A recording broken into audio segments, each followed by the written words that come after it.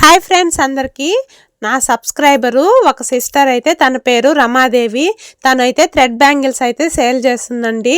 అక్క నేను thread bangles చేస్తాను ఒకసారి నీ ఛానల్లో చెప్పు అని నాకు ఇన్స్టాగ్రామ్లో మెసేజ్ అయితే పెట్టింది.